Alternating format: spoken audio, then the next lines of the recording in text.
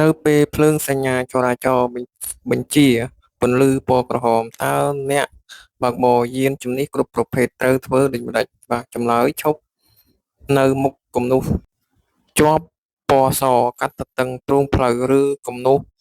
សម្រាប់ថ្មើរជើងតម្រឹមគំនូសថ្មើរជើងនៅកន្លែងមានរង្វង់មូលឬខឿនបែងចែកទ្រូងផ្លូវតើអ្នកបើកបរត្រូវវៀងទៅខាងណាបាទចម្លើយត្រូវវៀងទៅស្ដាំតើអ្នកបើកបរអាចបើកយានជំនិះទន្ទឹមគ្នានៅលើផ្លូវឬគន្លងផ្លូវតែមួយបានទេបាទចម្លើយមិនបានទេអញ្ចឹងពាក្យថាកន្លងគឺយើងបើកបានតែមួយជួរតាមគន្លងផ្លូវនោះតើអាចប្រើខ្សែសណ្ដោងចំពោះយានជំនិះដែលមានទម្ងន់សរុបលើសពី5តោនបានដែរឬទេបាទហាមប្រើខ្សែសណ្ដោងបាទទាំងឡានធំៗយើងអាចប្រើជាដែកសណ្ដោងរថយន្តមានសណ្ដោងរមាក់តើត្រូវដាក់អ្វីមានរាងដូចម្តេចនៅត្រង់ផ្នែកណានៃរថយន្តបាទចម្លើយមានសញ្ញាត្រីកោណសមបាតជាសញ្ញាចាំងផ្លាតពណ៌លឿងដាក់នៅខាងមុខសមនឹងផ្លាកលេខនិង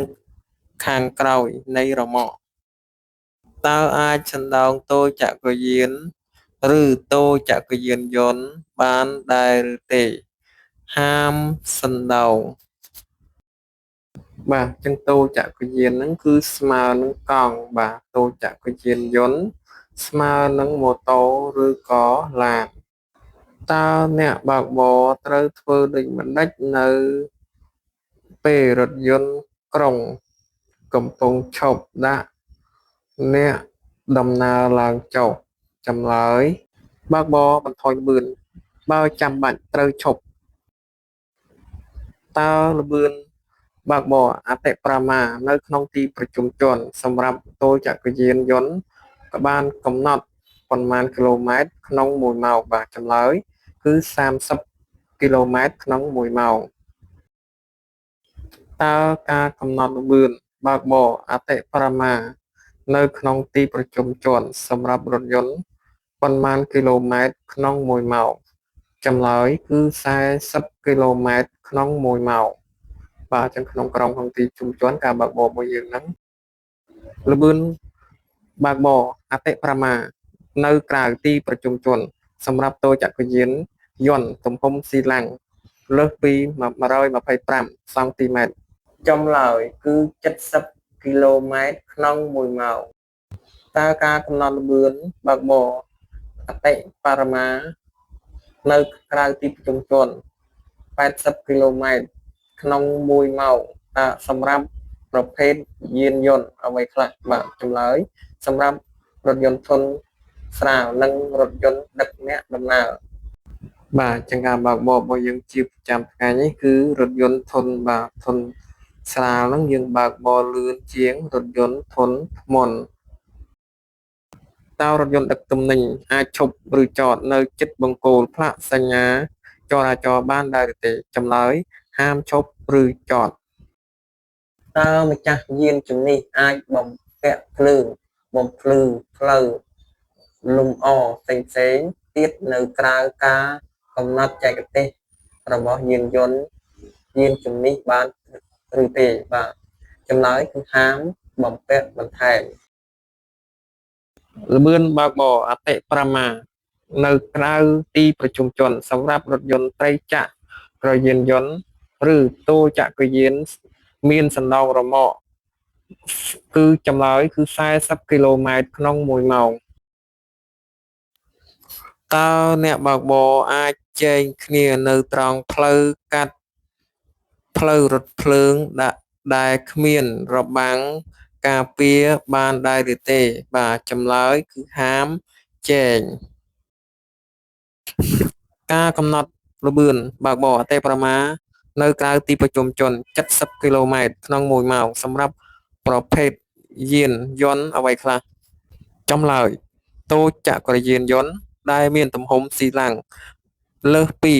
125សង់ទីម៉ែត្រគូបនិង ដឹកទំនិញធុនធ្ងន់ផ្លូវដែលមានទិសចរាចរណ៍ពីរផ្ទុយគ្នាតើអ្នកបើកបរយានជំនិះត្រូវឈប់ឬចតយ៉ាងដូចម្តេចបាទចម្លើយត្រូវឈប់ឬចតខាងស្ដាំដៃតាមទិសចរាចរណ៍របស់ខ្លួនក្នុងករណីទ្រូងផ្លូវចង្អៀតមិនអាចប្រជ្រៀតគ្នាបានរវាងរថយន្តធុនស្រាលនិងរថយន្តធុនធ្ងន់តើរថយន្តមួយណាត្រូវថយក្រោយបាទចម្លើយគឺរថយន្តចម្លើយគឺរថយន្តធុនស្រាលត្រូវថយក្រោយតើអ្នកអាចប្រើសូរស៊ីផ្លេខ្យល់នៅក្នុងទីក្រុងឬទីប្រជុំជនបានឬទេបាទហាមប្រើចម្លើយហាមប្រើមុននឹងចែងយានជំនិះនៅខាងមុខតើអ្នកបើកបរត្រូវធ្វើដូចម្តេចចម្លើយត្រូវដឹងច្បាស់ថាការចែងនោះមិនអាចបណ្ដាលឲ្យមានគ្រោះថ្នាក់ចរាចរណ៍ឡើងហើយប្រើភ្លើងសញ្ញាដូរទិសទៅឆ្វេងដើម្បីធ្វើការសុំចែងនៅពេលចែងតើអ្នកបើកបរត្រូវទុកចន្លោះសុវត្ថិភាពពីយានមួយទៅយានមួយទៀតយ៉ាងតិចប៉ុន្មានម៉ែត្របាទចម្លើយគឺ1ម៉ែត្រពីយានមួយតើអ្នកបើកបរអាចចែងគ្នាជា3ជួរបានទេបាទចែងលើដែនកំណត់គ្នាបានដែរឬទេបាទចម្លើយគឺហាមចែងនៅលើផ្លូវក្រៅទីប្រជុំជនតើយានជំនិះរបស់អ្នកត្រូវចតឬឈប់យ៉ាងតិចប៉ុន្មានម៉ែត្រចម្លើយត្រូវឈប់ឬចតលើជាយផ្លូវខាងស្ដាំតាមទិសចរាចរណ៍តើអ្នកបើកបរអាចចែងគ្នានៅជិតឬកន្លែងផ្លូវកែងឬផ្លូវកោងខ្វែងរអិលបានដែរឬទេបាទចម្លើយគឺហាមចែងតើផ្លាកសញ្ញាបម្រាមមានរាងដូចម្តេចចម្លើយមានរាងមូលជាយព័ទ្ធជុំវិញ2ជាន់ជាយខាងក្នុងក្រាស់ពណ៌ក្រហមជាយក្រៅស្ដើងពណ៌សជាសញ្ញានៅខាងក្នុងសញ្ញាខាងក្នុងទូទៅពណ៌ខ្មៅស្មើហាមបាទហាមចតហាមវ៉ាហាមចែងនៅពេលរថយន្តដែលមានទម្ងន់សរុបលើសពី5តោនឡើងទៅខូចម៉ាស៊ីនកំពុងអាចជួសជុលបានតើអ្នកត្រូវប្រើឧបករណ៍អ្វីដើម្បីខ្ពក់សណ្ដោងបាទចម្លើយត្រូវប្រើដងដែកនៅពេលឡើងរថយន្តមុននឹងចេញដំណើរត្រូវធ្វើដូចម្តេចចម្លើយត្រូវត្រួតពិនិត្យទីតាំងកៅអីនិងកញ្ចក់ខ្សែក្រវ៉ាត់ចង្កឹះលេខដេម៉ារ៉ឺបាទដេម៉ារ៉ឺស្មើនឹងកាច់សោដេភ្លើងសញ្ញាមកមុខក្រោយដាក់លេខប្រាំងដៃចេញយឺតនៅលើទ្រូងផ្លូវឯកទេសតើអ្នកបើកបរត្រូវធ្វើការបត់ត្រឡប់ក្រោយបានយ៉ាងយន្តជំនិះរបស់ខ្លួនបានដែរទេបាទចម្លើយហាមបត់ត្រឡប់ក្រោយអញ្ចឹងតែយើងបត់ត្រឡប់ក្រោយគឺស្មើនឹងម្ចាស់ផ្លូវគេហើយបាទឯកទេសមានន័យថាទិសតែមួយមានតែទៅតែគ្មានបាទមកវិញទេណាតើអ្នកបើកបរត្រូវចតឬឈប់យានជំនិះចម្ងាយប៉ុន្មានម៉ែត្រពីផ្លូវបត់ឬផ្លូវប្រសពបាទយ៉ាងតិច5ម៉ែត្រនិងមហាវិថី10ម៉ែត្រតើអ្នកបើកបរយានជំនិះគ្រប់ប្រភេទត្រូវជៀសគ្នាដោយប្រកាន់យកខាងណាបាទចម្លើយគឺប្រកាន់យកខាងស្ដាំដៃរៀបរៀងខ្លួនមុននឹងចូលក្នុងរថយន្តដើម្បីបើកបរថយក្រោយតើអ្នកត្រូវធ្វើអ្វីខ្លះបាទចម្លើយគឺត្រូវមើលផ្នែកខាងក្រោយឲ្យបានច្បាស់សិនបើគ្មានឧបសគ្គទើបបើកបាទចូលបើកយឺតថយក្រោយដោយប្រុងប្រយ័ត្នតើអ្នកអាចឈប់ឬចតនៅលើគំនូសសញ្ញាសម្រាប់ថ្មើរជើងឆ្លងកាត់បានឬទេបាទចម្លើយគឺហាមឈប់ឬចតនៅលើគំនូសថ្មើរជើងក្រៅទីប្រជុំជនតើកំណត់ល្បឿនអតិបរមាសម្រាប់រថយន្តគ្រួសារប៉ុន្មានគីឡូម៉ែត្រក្នុង1ម៉ោង ចំឡើយគឺ80គីឡូម៉ែត្រក្នុងមួយម៉ោងក្នុងទីប្រជុំជនឬទីប្រជុំជនតើការឈប់ឬចតរថយន្តនៅលើទ្រូងផ្លូវមានកំណត់ប៉ុន្មានពីគែមចិញ្ចើមផ្លូវបាទចម្លើយគឺមិនលើសពី25បាទសង់ទីម៉ែត្រពេលដល់ផ្លូវប្រសពដែលមានដាក់ផ្លាកសញ្ញាឈប់តើអ្នកបើកបរត្រូវធ្វើដូចម្តេចបាទចម្លើយគឺត្រូវចាំបាច់ត្រូវតែឈប់ទោះបីផ្លូវខាងមុខមានឬគ្មានយានជំនិះធ្វើចរាចរណ៍ក៏ដោយផ្លាកសញ្ញាគ្រោះថ្នាក់មានទ្រង់ទ្រាយដូចម្តេចបាទចម្លើយមានរាងជាការ៉េមានអង្កត់ទ្រូងមួយជាខ្សែឈរមានរាង2ជាន់ជាយពណ៌ខ្មៅក្រាស់និងជាយពណ៌ខ្មៅក្រាស់និងជាយក្រៅពណ៌សស្ដើងផ្ទៃខាងក្នុងពណ៌លឿងរូបសញ្ញាសម្គាល់ពណ៌ខ្មៅនៅពេលយប់ក្រៅទីប្រជុំជនគ្មានចង្កៀងអគ្គិសនីបំភ្លឺយានជំនិះជួបគ្នាតើអ្នកបើកបរត្រូវប្រើភ្លើងអ្វីបាទចម្លើយគឺត្រូវបិទភ្លើងហ្វាហើយបើកភ្លើងកោតវិញតើព្រះរាជាណាចក្រកម្ពុជាច្បាប់អនុញ្ញាតឲ្យប្រជាពលរដ្ឋអាយុប៉ុន្មានមានសិទ្ធិប្រឡងយកប័ណ្ណបើកបររថយន្តប្រភេទធុនតូចមានបាទមានចម្លើយគឺមានអាយុ18ឆ្នាំឡើងទៅនៅលើទ្រូងផ្លូវមានទិសចរាចរណ៍2ដែលគ្មានគំនូសសញ្ញាចរាចរណ៍បែងចែកទិសចរាចរណ៍តើអ្នកបើកបរត្រូវប្រើប្រាស់ទ្រូងផ្លូវដូចម្តេចចម្លើយត្រូវប្រើប្រាស់ពាក់កណ្ដាលនៃទ្រូងផ្លូវផ្នែកខាងស្ដាំដោយបើកបរគៀនទៅខាងស្ដាំតើអ្នកបើកបរត្រូវប្រើភ្លើងអ្វី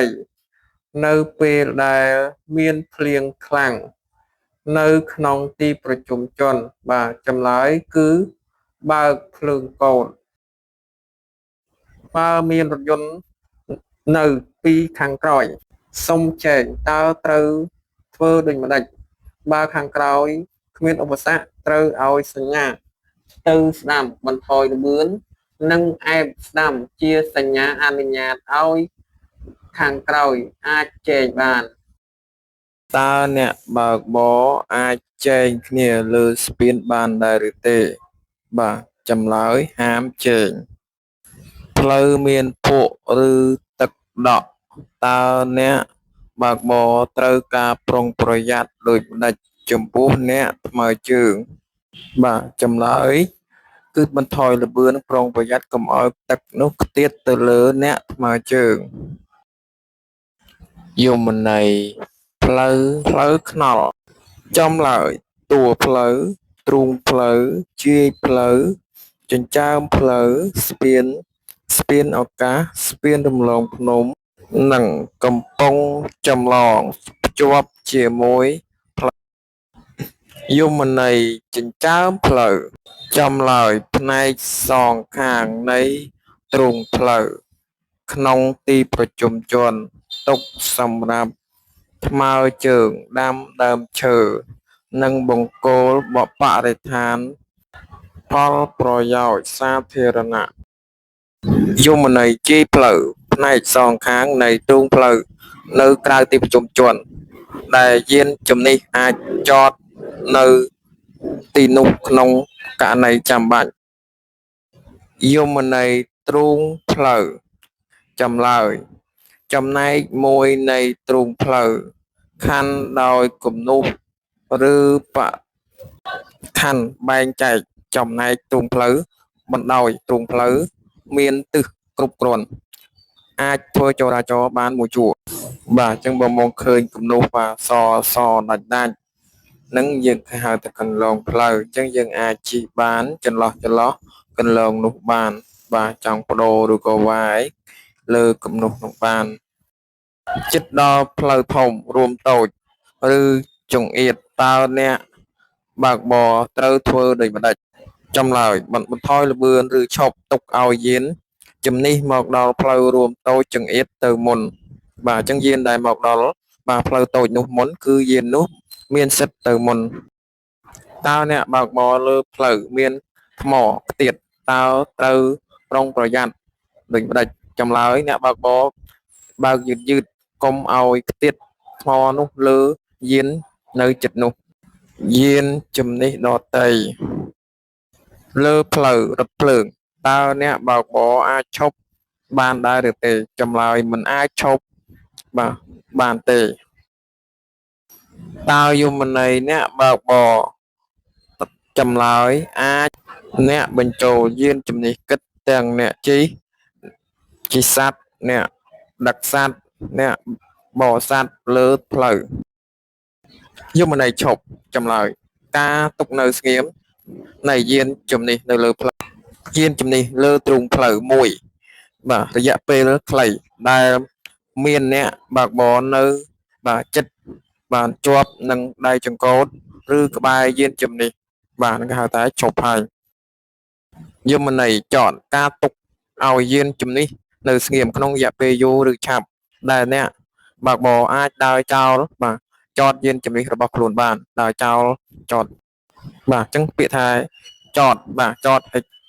ឈប់បាទគឺមានន័យខុសគ្នាបាទអត់ដូចគ្នាទេបាទឈប់មួយផ្លែតចតចោលចឹងដើរចោលពីយានជំនិះរបស់យើងបាទចាប់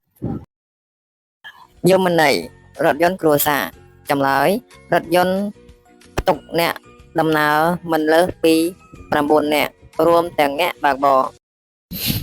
យមន័យរថយន្តដឹកជញ្ជូនអ្នកដំណើរធំ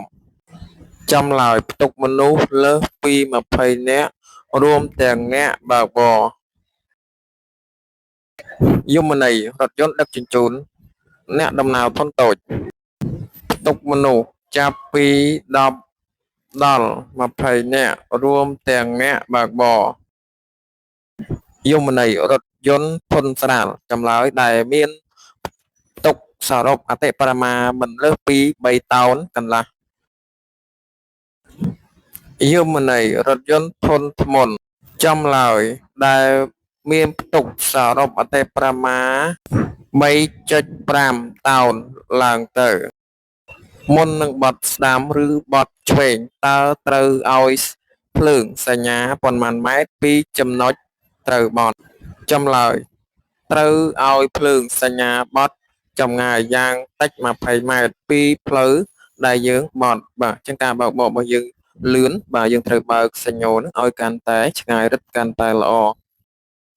នៅលើផ្លូវមានចរាចរណ៍ច្រើនហើយត្រូវបត់ត្រឡប់ក្រោយតើអ្នកត្រូវធ្វើដូចម្ដេចចម្លើយត្រូវមានការប្រុងប្រយ័ត្នដោយធ្វើការបត់ត្រឡប់ក្រោយតាមចែកទេសបើកបរបាទអញ្ចឹងយើងបើកយឺតយមន័យយានឧបករណ៍ចម្លើយយានយន្តពិសេសដែលមានឧបករណ៍គ្រឿងចក្របំពាក់បន្ថែមគ្មានផ្ទុកមនុស្សឬទំនិញនៅក្រោយកាប៊ីនលើផ្លូវដែលគ្មានភ្លើងចង្កៀងអគ្គិសនីតើអ្នកកំពុងបើកបរប្រើភ្លើងហ្វាហើយត្រូវប្ដូរភ្លើងទៅកោតវិញតើត្រូវប្រុងប្រយ័ត្នដូចម្ដេចចម្លើយត្រូវបន្ថយល្បឿនព្រោះមើលមិនបានឆ្ងាយយមន័យរមាក់ចម្លើយយានសម្រាប់ផ្ពួកជាមួយរថយន្តយមន័យសមីរមាក់យានសម្រាប់ផ្ពួកជាប់នឹងក្បាល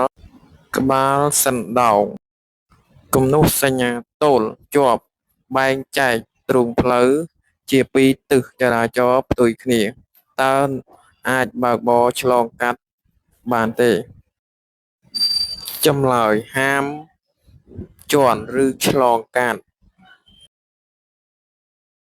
សញ្ញាចរាចរណ៍ផ្លូវគោករួមមានអ្វីខ្លះចម្លើយផ្លាកសញ្ញាភ្លើងសញ្ញាគំនូសសញ្ញាបញ្ជារបស់ភ្នាក់ងារចរាចរណ៍និងសញ្ញាផ្សេងទៀតលំដាប់សិទ្ធិអាទិភាពត្រូវកំណត់ដូចម្ដេចទើបត្រឹមត្រូវ ចម្លើយសញ្ញាបញ្ជារបស់ភ្នាក់ងារចរាចរណ៍ភ្លើងសញ្ញាចរាចរណ៍គំនូសសញ្ញាចរាចរណ៍ផ្លាកសញ្ញាចរាចរណ៍និងបទបញ្ជាចរាចរណ៍ការបើកបរយានជំនិះក្នុងប្រទេសជាណាចក្រកម្ពុជាត្រូវប្រកាន់ខាងណាចម្លើយត្រូវប្រកាន់ស្ដាំតើអ្នកបើកបរយានយន្តចាប់ពីទំហំស៊ីឡាំងប៉ុន្មានសង់ទីម៉ែត្រឡើងទៅទើបតម្រូវឲ្យមានប័ណ្ណបើកបរបាទចម្លើយ125សង់ទីម៉ែត្រគូបទៅឡើងទៅតើអ្នកបើកបរយានយន្តមានអត្រាជាតិអាល់កុលប៉ុន្មានត្រូវហាមឃាត់ចម្លើយចាប់ពី0.20 មីលីលីត្រខ្យល់និងចាប់ពី0.50 មីលក្នុង1លីត្រឈាមឡើងទៅតើផ្លាកសញ្ញាហាមចតនៅតាមដងផ្លូវមានអតិភិបដូចម្តេចមានអតិភិបលើផ្លាកសញ្ញារហូតដល់ផ្លូវខ្វែងទី1ខាងក្រោយផ្លាកសញ្ញាហាមចតនៅតាមដងផ្លូវមានអតិភិបដូចម្តេចចម្លើយមានអតិភិបពីផ្លាកសញ្ញារហូតដល់ផ្លូវខ្វែងទី1ខាងក្រោយផ្លាកសញ្ញានេះតើអាចប្រើសូរស៊ីផ្លេបានឬទេនៅពេលកំពុងបើកបរយានជំនិះអាចប្រើបានបើសិនបើមានឧបករណ៍សំឡេងភ្ជាប់នៅក្នុងទីក្រុងឬទីប្រជុំជនរថយន្តធុនតូចត្រូវបានកំណត់ល្បឿនអតិបរមាប៉ុន្មានគីឡូម៉ែត្រក្នុង1ម៉ោងមិនលើសពី40គីឡូម៉ែត្រក្នុង1ម៉ោងបាទនឹងការបើកបរក្នុងល្បឿនបាទក្នុងទីប្រជុំជននៅចំណុចកណ្ដាលនៃទ្រូងផ្លូវប្រសពហើយអ្នកកំពុងធ្វើភ្លើងសញ្ញាបត្រឆ្វេងខណៈមានរថយន្តជាច្រើនជាប់គ្នារដឹកមកពីទិសផ្ទុយតើត្រូវធ្វើដូចម្តេចបាទចម្លើយមិនត្រូវបត់ឆ្វេងធ្វើប្រហែសទេត្រូវបន្ថយល្បឿនបើចាំបាច់ឈប់ឲ្យយានមកពីមុនទៅផុតអស់ទើបបត់ឆ្វេងដោយប្រុងប្រយ័ត្នតើតូចចក្រយានយន្តអាចផ្ទុកមនុស្សប៉ុន្មាននាក់អាចផ្ទុកមនុស្ស2នាក់និងបន្ថែមកុមារម្នាក់ទៀតតើអ្នកបើកបរនិងអ្នករួមដំណើរតាមតូចចក្រយានយន្តត្រូវពាក់មួកសុវត្ថិភាពដែរទេចម្លើយពាក់មួកទាំងអ្នកបើកបរនិងអ្នករួមដំណើរនៅពេលចតរថយន្តត្រូវមានការប្រុងប្រយ័ត្នយ៉ាងដូចម្តេចចតស្ដាំដៃតាមទិសចរាចរណ៍និងមិនរំខានដល់អ្នកប្រើប្រាស់ផ្លូវឬចតនៅចំណតរថយន្តត្រូវដាក់ហ្វ្រាំងដៃអ្នកបើកបរត្រីចក្រយានយន្តនិងតូចចក្រយានសណ្ដោងរមាក់ត្រូវពាក់មួកសុវត្ថិភាពដែរឬទេបាទចម្លើយគឺពាក់មួក